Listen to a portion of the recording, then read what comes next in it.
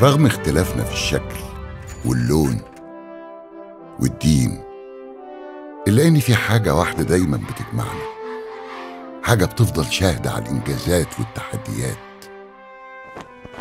حاجة بتمثل جوانا إحساس بالفخر وبتهون علينا أوقات الألم. على قد ما بيبان إنه شيء بسيط، إلا إنه بيمثل لكل واحد فينا الشاهد اللي بيدون كل لحظة في تاريخنا.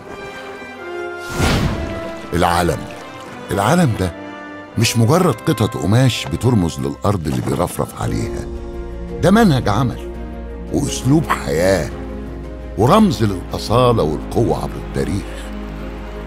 مين فينا ما حسش بلذة الانتصار في أي مجال لما رفع علم بلاده؟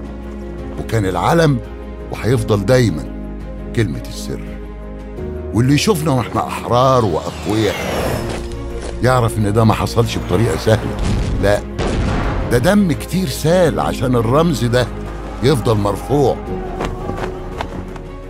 العلم اللي بيشوفه الطفل في أول يوم ليه في المدرسة بيعلى ويرفرف، هو نفسه العلم اللي بيشوفه الجد وبيفتكر محطات رحلته في الدنيا وإزاي قدر يتغلب على الصعاب.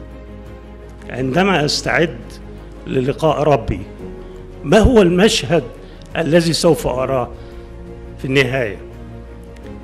أثق أنها هذه اللحظة عندما ارتفع العلم المصري على لسان بورتوفيق. وتفضل شهادة العلم شاهدة على تاريخ مصر إنه كان دايما رمز لكفاحنا ونجاحنا وإصرارنا وانتصارنا حتى ألمنا.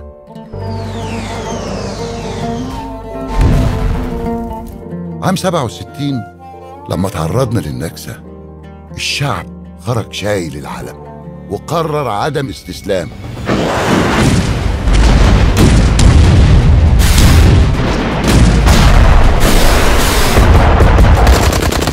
إن الجيش المصري قام بجهد خارق لإعادة بناء نفسه بعد ظرف من أسوأ الظروف التي واجهها نضالنا.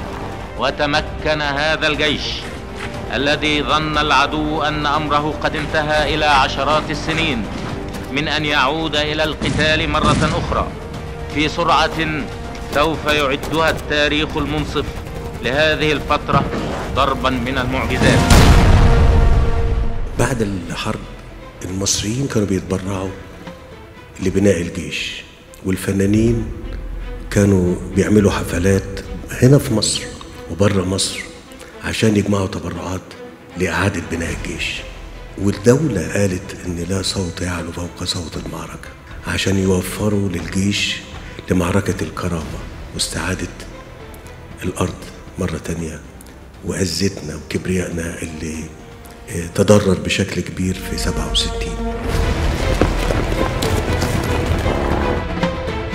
وجه اليوم اللي أبطالنا رفعوا العلم من تاني ورجعوه لمكانه وكسروا شوكة الغرور الإسرائيلي والأسطورة المزعومة واللي كانوا بيروجوا ليها دايما، إن الجيش المصري لو فكر يخش الحرب من تاني يعني الانتحار.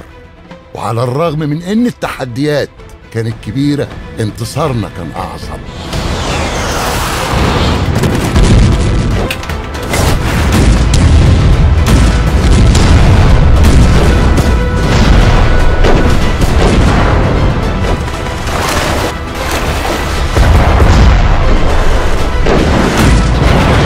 وكان العلم رمز لانتصارنا في حرب أكتوبر المجيدة، واترفع الضفة الشرقية من القناة.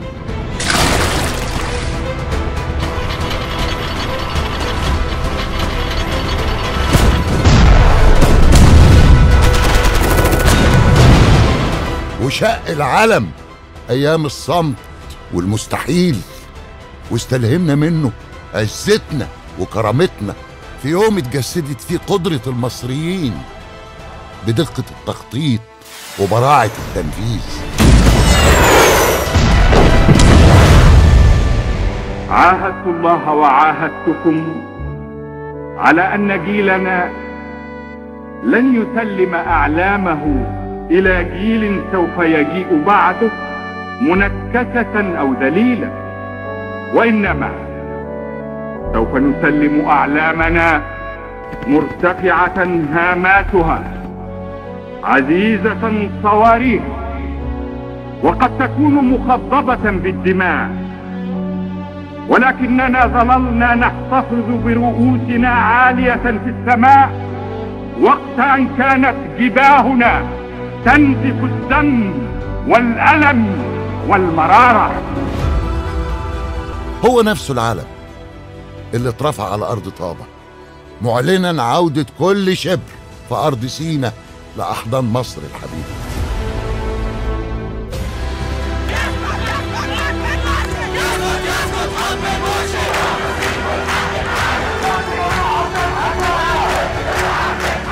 ومرت الأيام وعدت السنين اللي العلم هو اللي زين كل شارع وكل شبر في بلدنا، والتف حواليه الشعب وكان رمز لكفاحهم وفرحتهم.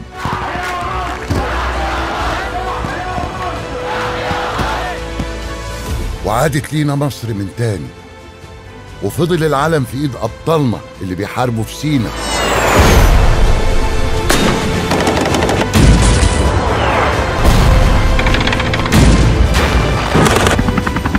واللي بيستشهد منهم بيرجع ملفوف بالعلم. العلم اللي اترفع في أرض سيناء هو نفسه العلم اللي بيترفع على أي إنجاز جديد في كل شبر على أرض مصر المحروسة. وهيفضل العلم دايما شاهد على كل نجاح وكل عبور وكل تحدي، وهيكتب تاريخنا ووحدتنا، وهيفضل كلمة السر، وهتتفتح تحت رايته طاقة أمل ونهار. وهيفضل العلم مرفوع وكرامة كل مصري مرفوعة معاه. العلم رمز، والرمز عقيدة، وعقيدة المصري هتفضل دايما النصر أو الشهادة تحت ظل العلم، رمز البقاء والنماء. ولنا في نصر أكتوبر العظيم درس مهم من دروس التاريخ: إن من لا يملك جيشا وطنيا وسلاحا عصريا لا يملك أمنا. وثقتي بشعب مصر بمواصلة طريقنا، ذلك الطريق الذي نمضي فيه معا بنجاح، ودوما ما نؤكد على أن قوتنا تكمن في وحدتنا.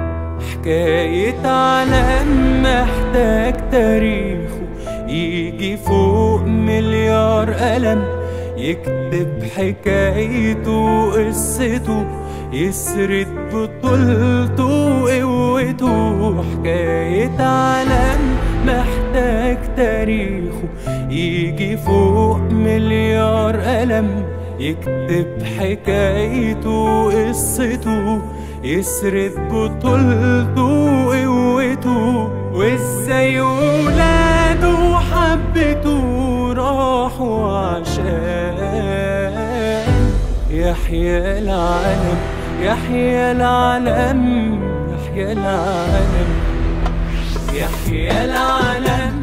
وتعيش يا نسر ودايما واقف بافتخار، فعنك تحدي يخلي تلج الدنيا نار.